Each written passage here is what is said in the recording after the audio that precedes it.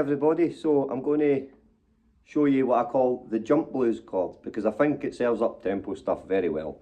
What this is an inversion of an A dominant 7th chord.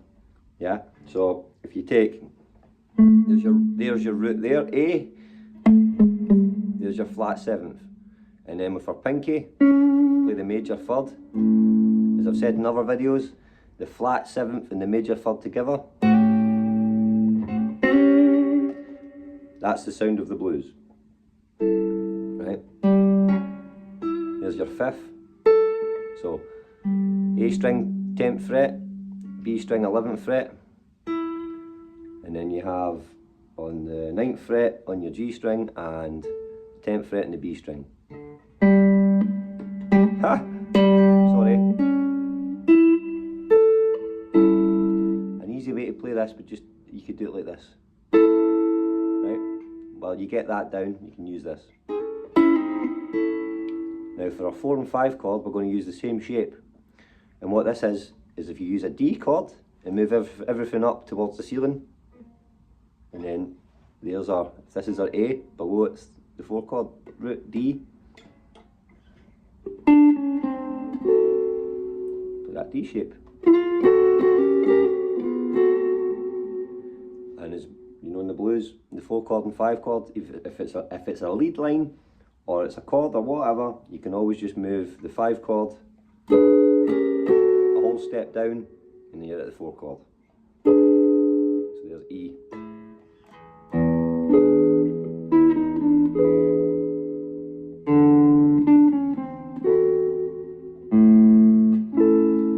And my little turnaround, you've got to keep this A note droning the whole time.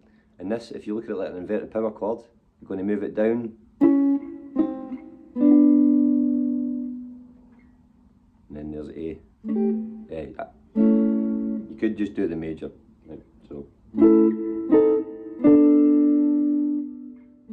And then this chord, the Jimi Hendrix chord, it's called, you call this a sharp 9, or a dominant 7th sharp 9. So if this is an E dominant, the 9, if you count the scale, like if this was E, 1, 2, 3, 4, sort of thing. Well, if you imagine this was the octave we arrived at, 1, 2, 3, 4, 5, 6, 7, 8, and then continue the scale up from there, 8, 9. So technically it's the second note of the scale, 8, 9. And sharpen it, we're technically getting a minor 3rd, but together, so you have a major 3rd and a minor 3rd together, but it creates some great tension. I mean, even a great slow blues intro.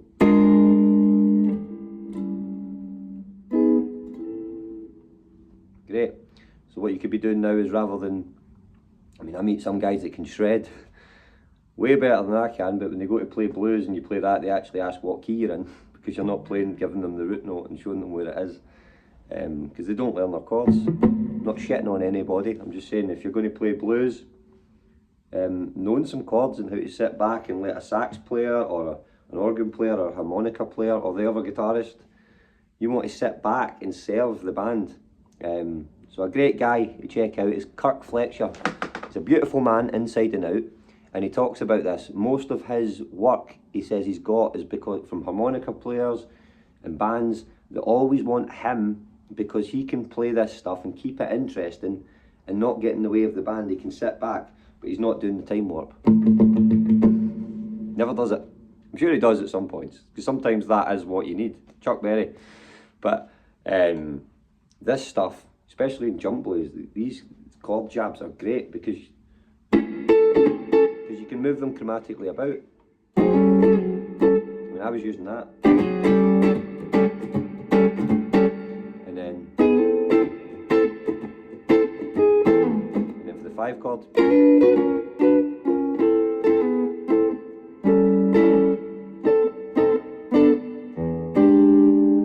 Or you could just do you wouldn't do a 9th, you could go straight up dominant 7th chord, or, you know. So knowing the same chord all over the neck enables you to start keeping it interesting, and it gives you some comping ideas.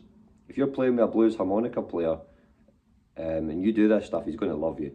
If you go to the jam session and do this stuff, they're going to love you. It makes you sound professional. It makes people want you to be in their band. Most bands don't really, I mean, okay, yeah, sure, but like, most bands don't really care if you can shred or not. They care if you can actually serve the song. And that's the guy that gets phoned for work.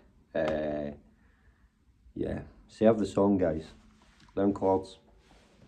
And you might think that this is all, there's a million chords to learn. There are, but what a lot of them are just inversions of the same one. Different versions. Inversions, versions. Just different ways of playing the same chord. And when you learn them everywhere, they also show you where your target notes are everywhere. I'm telling you, chords are key. Chords are king. Thank you everybody who's subscribed. I'm trying to keep these lessons short and bite-sized, but hopefully they help you more, because you can take something this and run with it.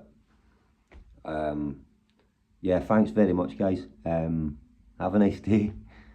I'll see you later. I hope I spoke a lot clearer this time.